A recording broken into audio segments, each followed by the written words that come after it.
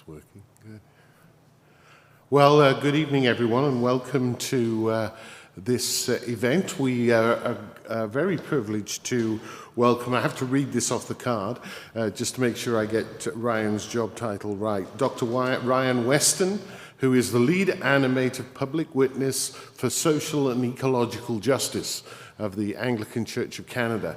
And I'm quite amazed that it fits on that card, but there we are. And good evening as well to those who are joining us online. It's good to know that you're here as well.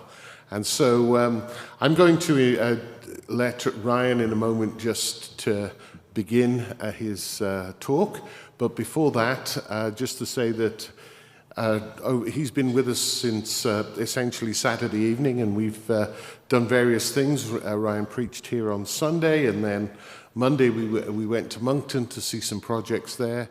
Yesterday we were in, or they were in St. John, Sean and Ryan, I was here. And then today we've seen projects in Fredericton, and Ryan has also met with our committee looking at issues around anti-racism today as well. So he's had a busy time, and so this is his last event of his time here, and he gets to be stranded here tomorrow in the snowstorm, I guess. So there we are. But anyway, we'll just open with a word of prayer. Gracious God, we give you thanks for the gifts that you give to us. We thank you that we are able to gather here tonight, and we pray that as we do so, we'll be enlightened and inspired by what we hear. And so we ask these things in Christ's name. Amen. So without further ado, Dr. Ryan Weston.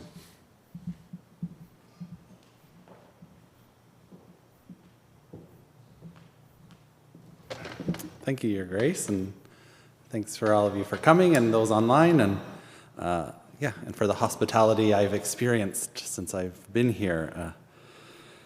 As Archbishop David mentioned, I've had a busy few days in New Brunswick, but a wonderful few days as well, and I'm happy to cap it off with this time together tonight. I already used my one joke on Sunday about apologizing for the fact that I was from Toronto, so I won't repeat it, but apparently it's the only joke I can think of. And I'll just say instead that it is good to be welcomed here into this place tonight, and I'm grateful to be a visitor on the traditional and unceded lands of the, pardon my pronunciation as an outsider, the Wolastoqey, the Mi'kmaq, and the Passamaquoddy peoples. And I think it's particularly important to ground ourselves in this acknowledgement for this conversation that's about land and territory and home and housing, and how we think about that together. So I titled this talk this evening, Hope Amidst Crisis, after some discussion primarily with Cheryl, to plan it. And one of the driving reasons, one of the main reasons for this choice is because I really have found myself looking for hope in recent days and months and years. Some days quite strongly looking for hope. And I thought forcing myself to reflect on this would at least drum some up for myself and draw it out of me. And maybe that sounds a bit selfish or self-focused, but I have a sneaking suspicion that I'm not the only one. I'm not alone in looking for hope these days, because we are in the midst of crisis. Actually, we're in the midst of several crises, from the climate crisis to the ongoing impacts of a global pandemic to systemic racism to the housing crisis. And the housing crisis will be sort of where I focus tonight, but I think much of what I say applies to any of those situations. So I do promise to circle back around to the hope part of the talk before I'm finished this evening, but I'm going to start with the crisis. So I apologize for front loading all of the troubling news and difficult stuff. But the reality is that there is a growing housing crisis across these lands. The crisis is happening in large cities, small and rural communities, and on Indigenous territories, from the southern border to the Arctic, and from Vancouver Island to the Bay of Fundy, and to the places east of the Bay of Fundy as well. I imagine many of you already know this. Some people may be experiencing this themselves personally as lived experience right now. Others might have family or friends directly impacted. Or perhaps you've noticed an increase in visible homelessness in your communities in recent years. So the crisis is real and it is immediate. The most recent federal data I've seen estimates at least 235,000 Canadians experience homelessness every year in this country, with up to 35,000 individuals homeless on any given night. Almost any frontline worker or agency you speak to will tell you that those numbers are grossly underrepresentative of the problem, that they're considerably lower than the reality on the ground because they do not accurately reflect, in particular, what are called the hidden homeless. So these are people that wouldn't interact with the shelter system or other structural elements that address homelessness, and so would not be counted accurately in the same way. And they might be folks couch surfing, staying in their neighbors' barns, finding other ways to find shelter and safety that don't involve the shelter system or other structures of the government. Millions more Canadians are experiencing ongoing and increasing precariousness in their housing situation. This is due to rising unaffordability and other issues, rents increasing to a greater degree than wages or social assistance rates are increasing. So the percentage of people's income that they have to give towards housing has increased sometimes quite significantly. People are spending an unsustainable percentage of their income on housing costs. There's sometimes a lack of upkeep of properties by landlords as a way of saving costs on their end and creating housing that is less livable or unlivable for the folks there. And rent-evictions happening across the country. So this is when folks are evicted or moved out of their accommodations, sometimes with very dubious justification, so that the landlord can flip that property to improve it and to charge a substantially higher rent for the folks that have left. In New Brunswick, nearly 30,000 households continue to be in what's called core housing need. That means they experience inadequate, unsafe, or unsuitable housing for what they need, and have to spend more than 30% of their before-tax income on their housing costs. This is, from what I understand, approximately 9% of the New Brunswick population living in that acute housing need. More than 1/3 of renters in New Brunswick spend more than 30% of their income on rent and utilities. And in recent years, New Brunswick has seen the highest rent increases in the country. And just as an aside, I have this information on New Brunswick in part because of, well, actually entirely because of a conversation I had at the back of this church on Sunday during the coffee time with a professor from the UNB who just happened to say, oh yes, my area of research is on housing in New Brunswick, and so if you need this, I'll send it to you. And so I had a chapter from her and her co-authors to help give some shape to that information. So the power of the coffee hour there. And homelessness and precarious housing both result in worse socioeconomic and health outcomes for those experiencing these situations. And this results in billions of dollars in additional costs annually for healthcare and services, for example, along with additional strain on all of these systems already struggling to provide service to those who need it. So I think probably in New Brunswick, your health system is being overwhelmed in the way that it is in other parts of the country as well. And the more sort of emergency visits that happen because of the context and situations that people find themselves in, the greater the pressure on those systems to be able to continue to provide the service that they need. The crisis that we're talking about is not being experienced equally by everyone across the country, of course. There are particular communities whose members are more likely to experience homelessness, housing insecurity, or inadequate housing. And inadequate housing can mean a range of things. They're in overcrowded accommodations, so, spaces that aren't designed for the number of people that live there. There may be safety issues or upkeep issues, things not up to code, or apartments that may not be entirely legal, and so nobody's checking in on the safety issues. There may be accessibility needs that aren't being met, or community supports that aren't available. So there's a whole range of things that we mean when we talk about inadequate housing. But as I said, not everyone is experiencing these equally.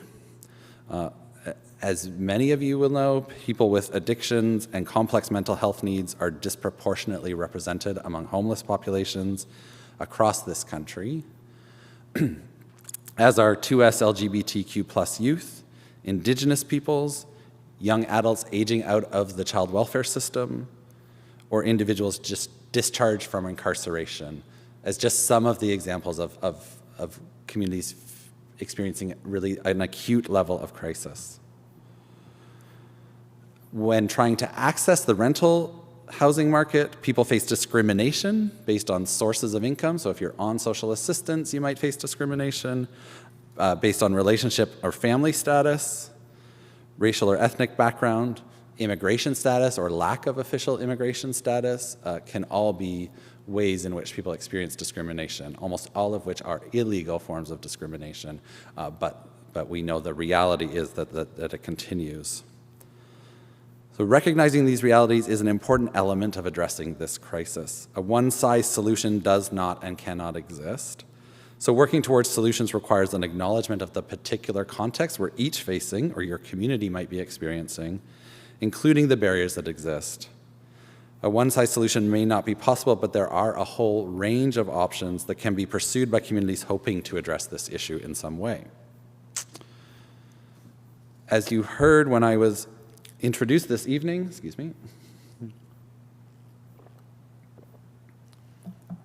I am the lead animator for Public Witness for Social and Ecological Justice at the Anglican Church of Canada. Don't worry, I agree with you. It's a terrible job title and one that I've been trying to change. Not only is it too long, but I also have absolutely no drawing skills. So when I inevitably get asked about whether I'll be creating cartoons, I have to explain that my skill level tops out at about stick figures and nothing further. So I'll continue that journey of trying to change it. But in this case, in the case of that job title, from what I understand from the folks who conceptualized it, animation is about trying to encourage or motivate or give life or spirit to ministries across the church that address a range of issues related to social and ecological justice. Even that sounds a bit grandiose for what my day-to-day work is, but at least it gives some context for how they frame that job. And so as a result, because of the broad nature of that job, it means I have some understanding and responsibility for national church engagement on any number of issues, ranging from housing to climate change to corrections and incarceration to human trafficking and anything else you can think of, other duties as assigned. But it means that I am also what I would call a generalist.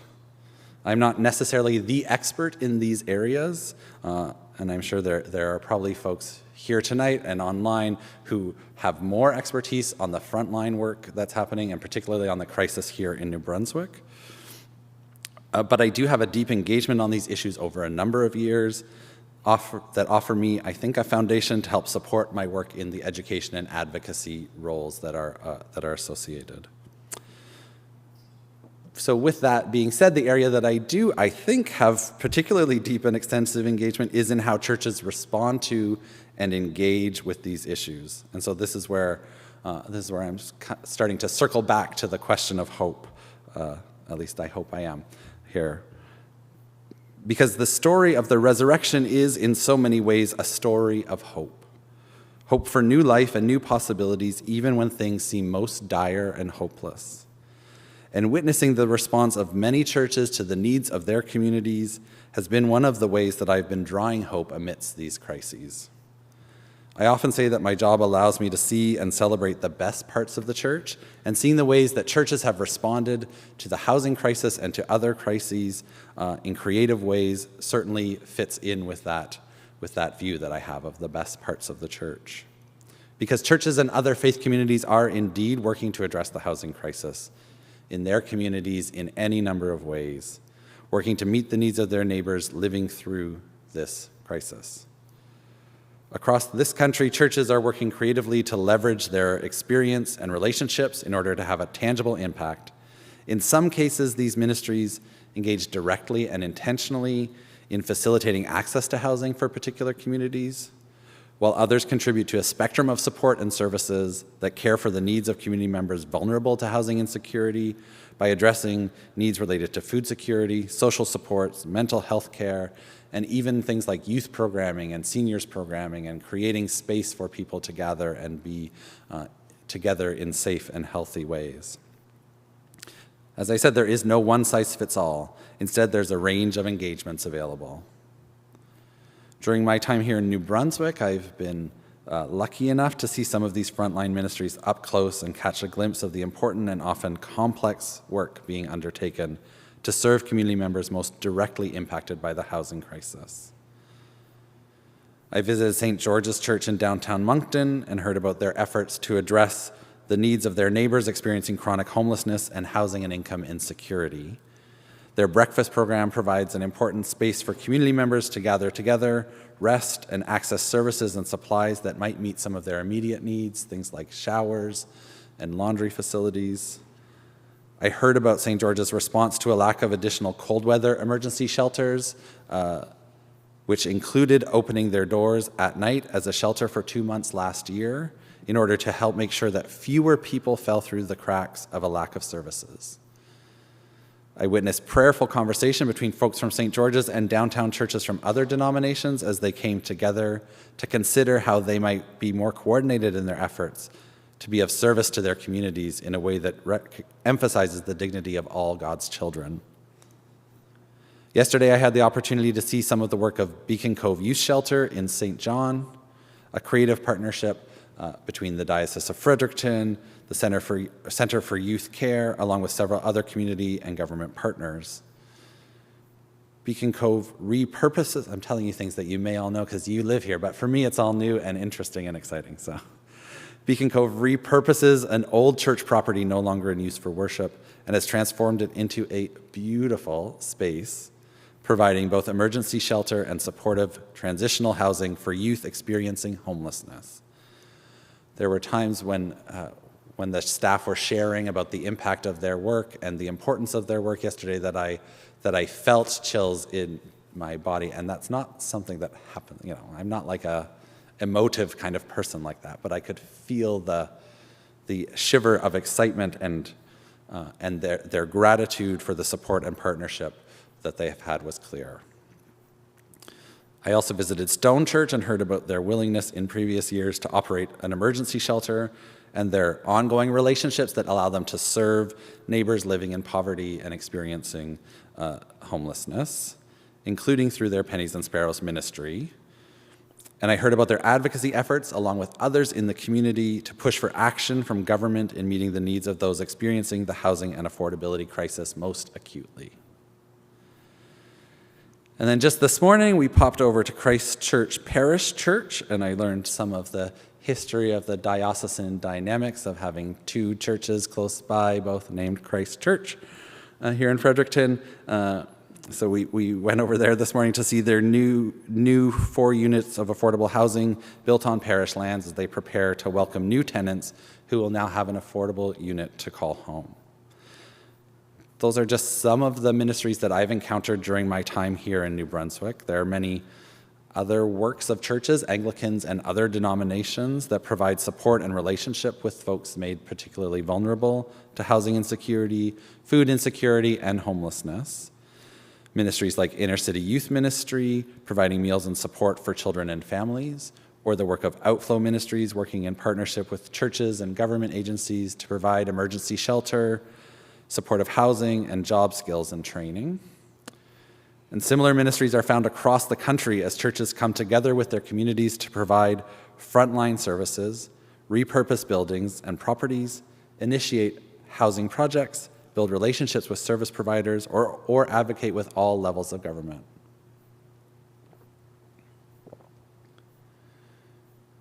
These are life-changing and many times life-saving ministries.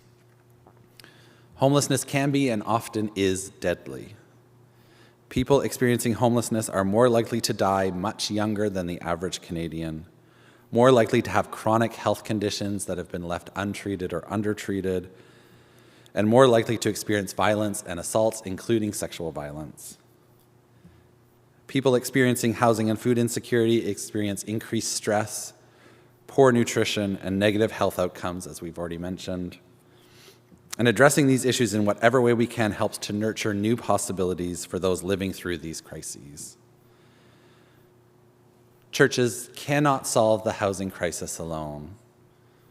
I wish we could, but we cannot. So we simply do not all have the capacity or the expertise on our own to address all of the issues impacting this crisis.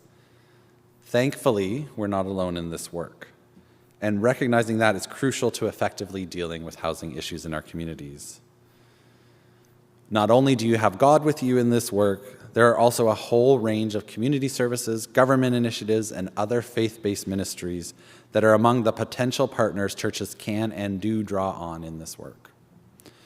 Building relationships with frontline agencies and the communities being served by our ministries is crucial to identifying needs and implementing effective strategies for action together. The primate, Linda Nichols, who's my boss, the primate and I share a love for the doxology prayer that says, "Glory to God, whose power working in us can do infinitely more than we can ask or imagine. Glory to God from generation to generation, in the church and in Christ Jesus forever and ever." I was not brought up in the Anglican tradition, and so I first experienced that prayer quite late in my life.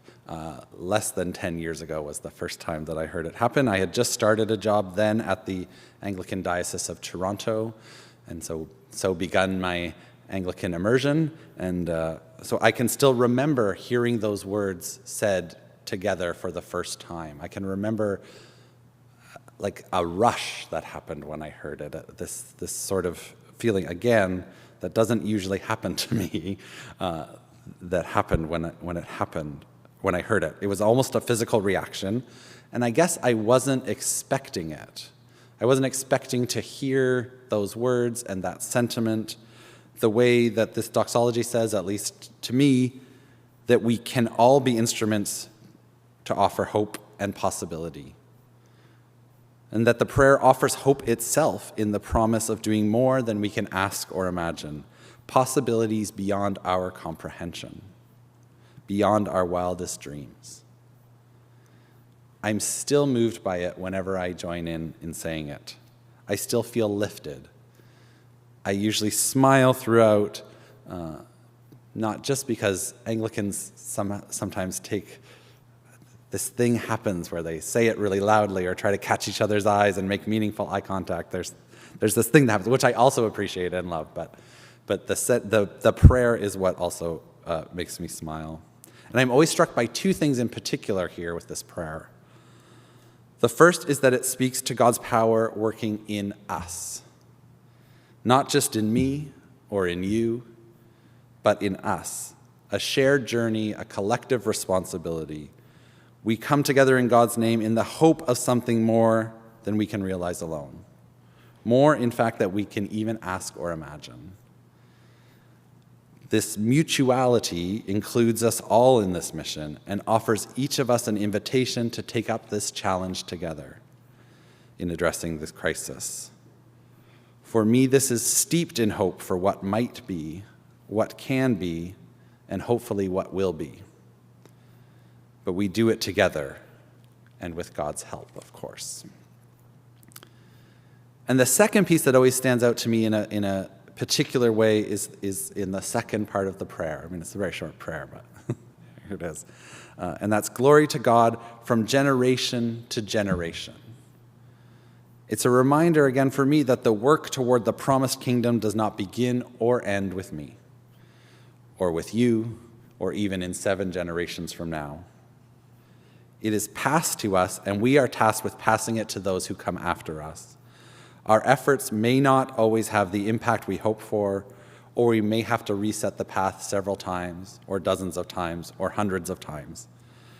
But we still have a role to play in our generation so that we can pass those efforts to those who follow, so that they can learn and improve in their efforts of kingdom building. This continuing mission is also a source of hope for me. We don't have to do it all. And so, maybe as I kind of wrap this up a bit, maybe you're wondering, well, what can we do? Like, what's the trick? And on the one hand, as I already said, there is no one-size-fits-all solution here that churches can offer. I did not, in the last few days, develop a universal solution that will solve this problem for us and make it easier for us to undertake it. Each of you and each of your communities has different capacity, different interests, and different expertise, which might and should shape the way you respond as a community of faith to this crisis. Some of your parishes may have excess land that can be redeveloped in creative ways to address specific housing needs in your communities. Some of you may have existing partnerships or relationships with community agencies and community members that you can leverage and build on in identifying new opportunities for collaboration and shared ministry. Some of you may be in rural areas and some in urban areas, facing very different realities and contexts in each of those. And still others might be interested in advocacy to ensure that policy decisions are compassionate and effective for those most impacted by these decisions. And all of these are great options. Excellent work if you're doing any of those. And just to say, public policy actually has a huge impact on the current realities of homelessness in this country and housing affordability. And Tim Richter, who's the chair of the Canadian Alliance to End Homelessness, will say that homelessness is a policy decision. And so, of course, it's possible that your parish might be able to undertake all of these things. I don't know many parishes that can do that, but there might be some. Or come up with something completely different. We need a varied and tailored response if we're going to make a positive impact together amidst this crisis. Many sizes, many rooms, many options. So I suppose if pressed, my advice would be this. Do one more thing. I'm not saying to ignore your capacity or your limitations or the number of people you have to draw on. Those are important things to consider in order to make sure that we're not burnt out or overextended or driving yourself crazy. It's important to respect the limits of what your parish might be ready and able to do. But I do think we can each, individually and collectively in our communities, try to do just one more thing than we already are to address the housing crisis in some way. This can be a small thing, something like gathering up resources about housing in order to make them available in the church on a bulletin board or on a table, or establishing relationships with community organizations that you haven't been in touch with so that you know who each other are and what's available. So they can be small things. And of course it can be a big thing too, if you're up for it and if you're able to do so. But if you're stuck for where to start in this try new things and do one more thing, my most concrete suggestion for the one more thing you might consider is to listen. To listen, to really listen to what is needed in the community. To ask questions respectfully and openly, to build relationships, and just keep listening. And then you can go on from there and maybe try one more thing and one more thing after that. I'm not saying it will be easy, but it's as good a place to start as any with listening. And in the past couple of days, as I've traveled around with the Archbishop and with Sean, I really saw them both doing that, asking about what is the need here? What can we do? What do you need? And we can find out if we can do that together. And I think that's just the best way to proceed. So my time in New Brunswick, as I said, has been busy, but has also really given me hope. And so I pray that I've shared some of that hope here today. The crisis remains, that is certain. Too many people continue to be without adequate shelter. Too many are experiencing the stress of precarious housing, and too many are suffering. Yet the resurrection still remains as a beacon, a reminder that something new is always possible. It is a promise of more than we can ask or imagine. And so I do my best to carry on in hope, and I am hopeful that you will too. Together with God working through us, we can realize the vision offered to us by the prophet Isaiah, that God's people will live in peaceful dwelling places, in secure homes, in undisturbed places of rest. May this one day be the case on earth as it is in heaven. That's kind of the end. This is what I got.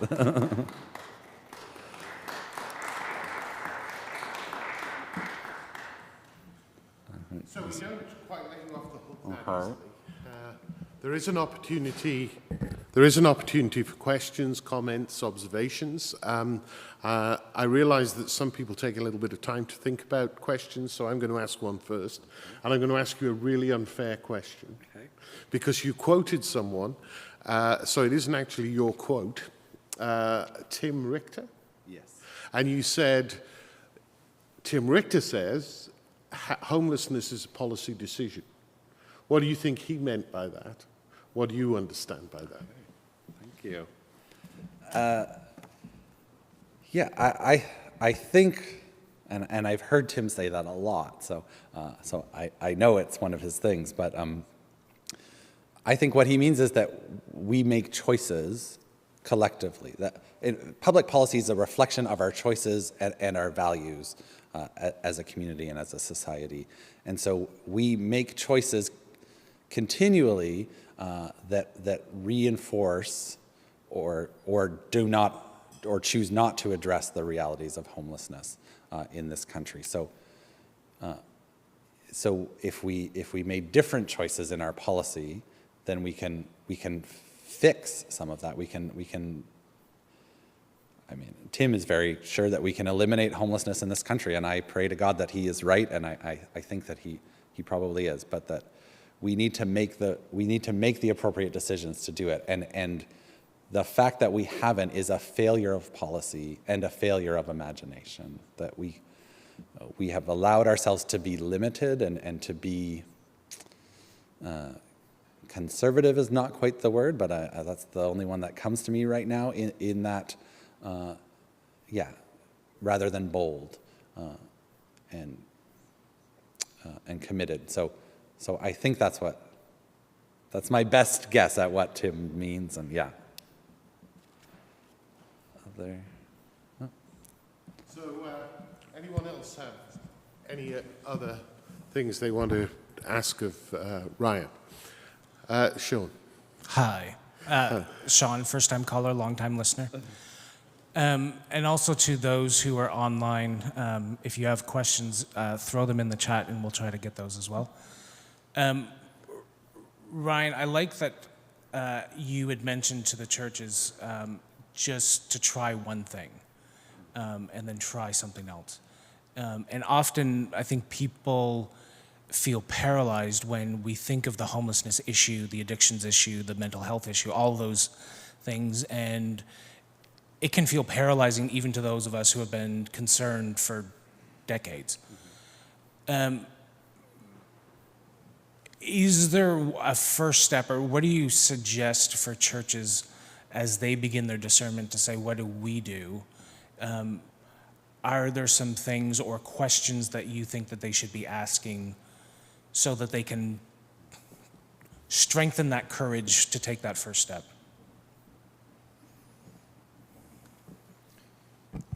Thanks, Sean. I think one thing in terms of first steps is to think about and to look at what is already happening. That almost nowhere are we starting from scratch. There are other people doing things for housing. There might be people in your own community doing things for housing. So to recognize that again, we're not alone and we're not starting from nothing. And so part of that is an evaluation or a learning process about what is happening around us. Because sometimes we, especially if we're not ourselves experiencing an acute housing crisis, we may not be aware of what's happening. We may not be aware of the ways that other agencies or communities are responding. So I think that relationship building is the most important way to start, rather than deciding what you're going to do and putting it in and it not working. And listen, things may still not work after you talk to everybody and have consultations and decide what you might want to try, but it'll be better and you'll learn more, I think, than if you just sort of go in with whatever idea you first had and didn't kind of talk to everybody else about what is needed. And again, and to be, I think, really clear on what your capacity is. So we have this many people willing to put this many hours in, or this much money, or we have this space. Like, really kind of have a sense of what you're working with, so that you don't kind of get lost in the overwhelmingness of it. Because I think you're right, it is overwhelming no matter how much you're willing to. Like, you could decide to build a 40-unit affordable apartment building on this property. I mean, I understand you can't decide to do that, probably based on the regulations of this. But like, no matter how big the project is, it's never going to be enough. So start with what you're capable of and try it out. And if it doesn't work, that doesn't mean that you're a failure. It just means you got to try something else, or adjust and make some adjustments, or ask more questions. But yeah, I would say, don't be afraid, and don't be afraid to just try it. Like, just try it out and see what happens, see what percolates, and you never know.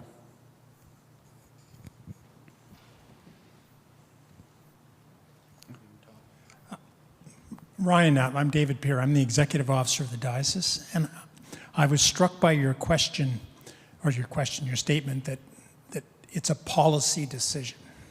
Homelessness is a policy decision, because I work with policy all the time. My question to you would be, what are your thoughts about how the church can influence the policy that's behind this, the structures of our society that may be contributing to the problem? So thank you, David. I think that there's real possibility for the church to influence policy. I mean, maybe that's my hopeful side again, and because sometimes that's my job to try to influence policy through the church. But I do think that we can be well positioned to do that as the church, particularly if you're already connected to ministries that are working in this area, so that you can say, you know, we are invested in this. We are putting our time and treasure and talent into this work. So we're not just coming to you saying, solve this problem. We're trying to solve the problem with you. We want to be partners in this work.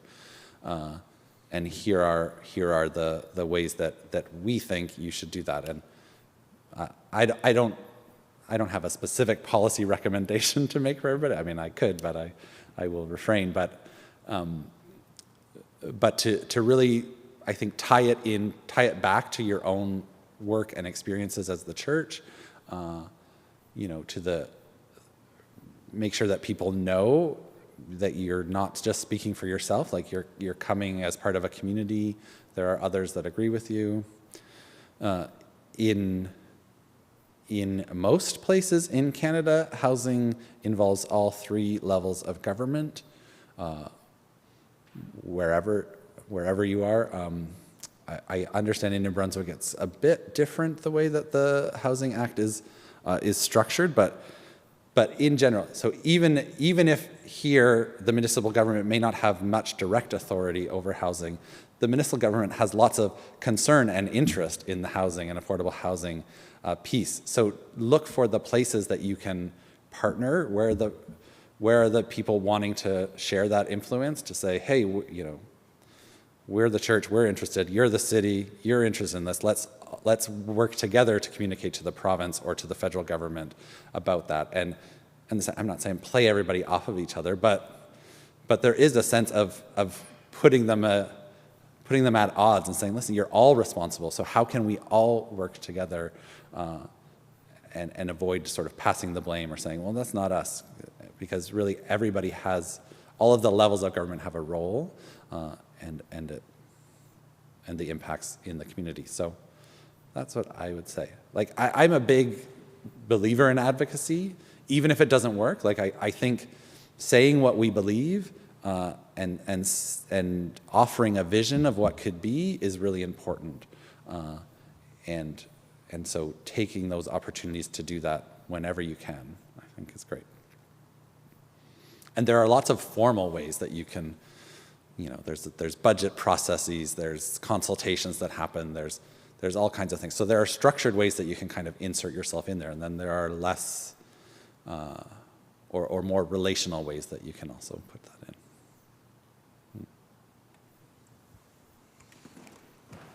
in. Jeffrey Hall, and I hang around the cathedral some.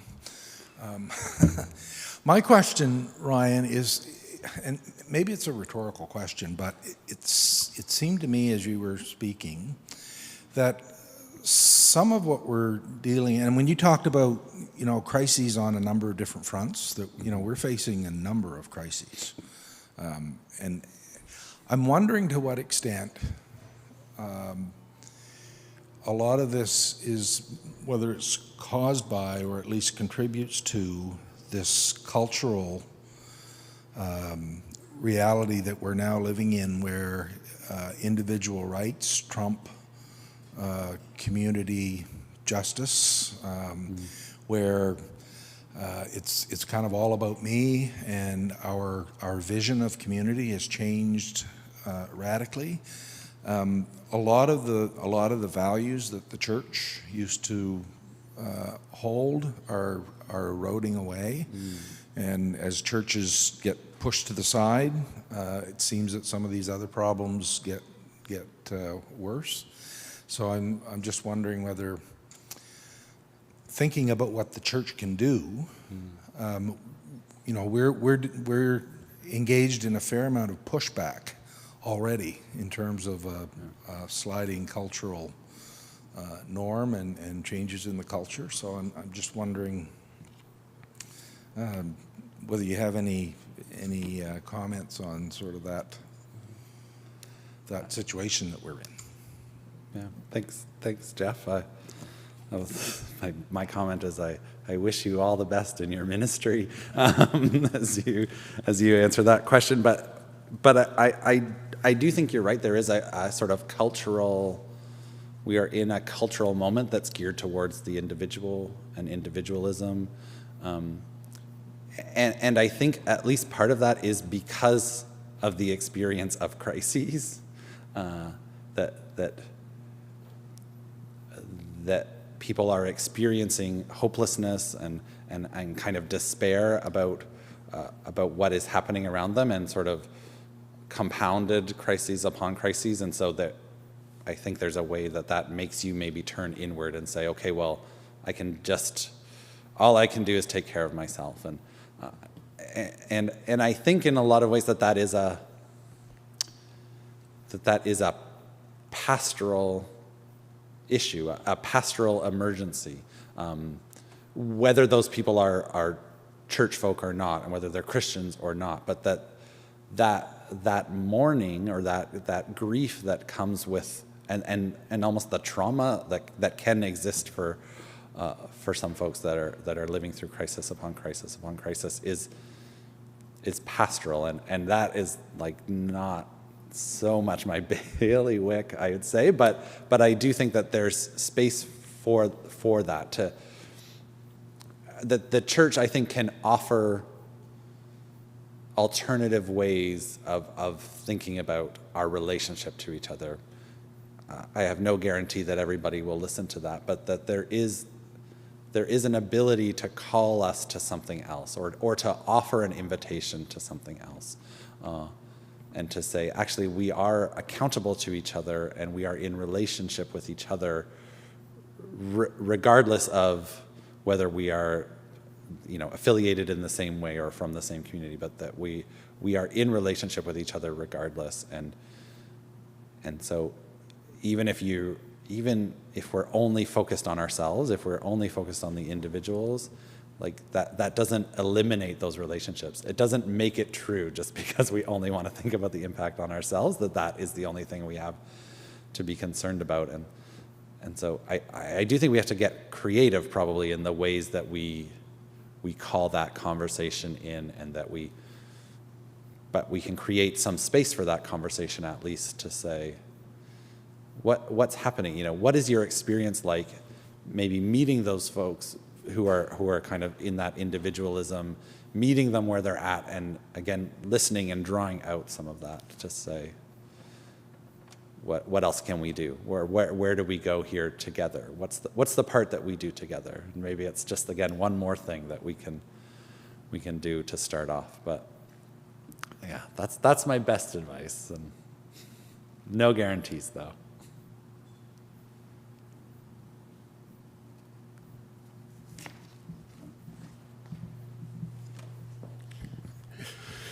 Anyone else have anything to ask? I have one more thing to ask, so there we are. But before I do that, so during the noughties, the early 2000s, I ministered in Stone Church Parish, where you were yesterday, and the very nature of that beast is that you will be involved with street-involved people. It's just the way it is.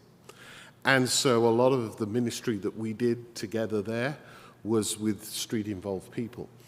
For whatever reason, I kind of got away from that when I changed roles, but more recently have been involved again. And so I'm really looking at you and saying, as someone from the national church, you may have a national perspective on this. What I noted was the condition of the folks who are street involved today is much worse than it was in 2011. And I don't know whether that's a national trend and whether or not it is something you've seen, and do you have any thoughts? Am I completely out to lunch here? What do you think might be behind that, et cetera, et cetera? Thank you. Yeah, I would agree with that. I think, at least in my experience, that the condition of folks, particularly street-involved folks and people experiencing homelessness, has declined, that has gotten worse, more difficult. I think the issue, the realities of addiction have increased. The impacts of the particular experiences of addiction right now, and the particular drugs that people have access to on the streets has led to some of that decline. There are physical and emotional and mental health fallouts from that. And I think that there is also just increasing numbers of people living, we might say, sleeping rough or being street involved. I have seen encampments in the time that I've been here in a couple of cities, and I've seen those in cities across the country in ways that they did not used to be there.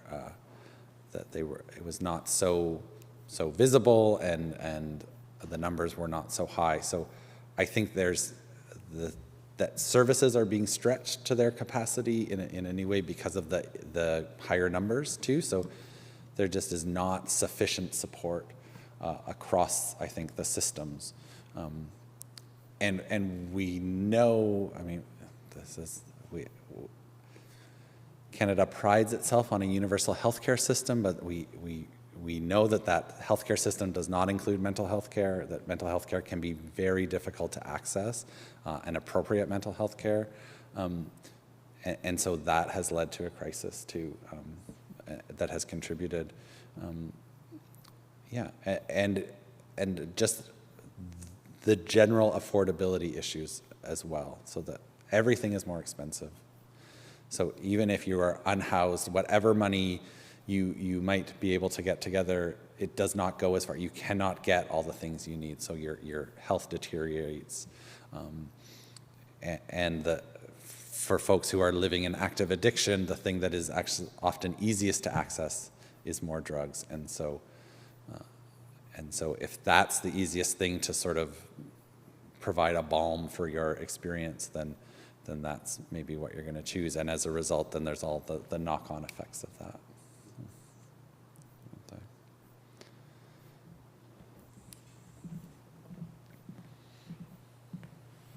Well, thank you again, Ryan. That was very good and very illuminating in many different ways. I just finished with something that comes from the diocese, which in a sense highlighted for me the increase in the poverty in which people in our communities live.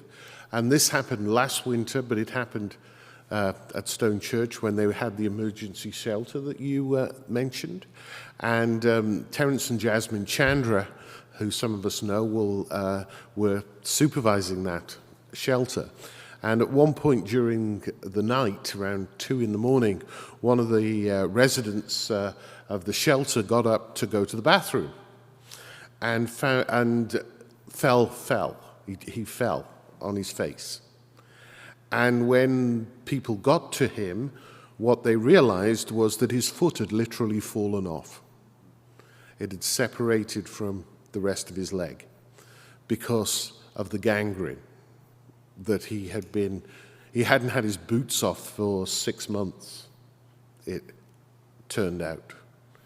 And that is indicative of a terrible thing, isn't it? And in fact, he ended up in the hospital having his other foot cut off and whatever had happened to him cleaned up. And is now in a group home. But when he got to the hospital, he said, "This is the first time I've had 3 square meals a day for 7 years." So, you know, I couldn't have imagined that happening when I was working at Stone Church. It just was impossible for me to imagine that. So it's, the situation can be horrible. So thank you for speaking to us, but thank you for bringing hope in.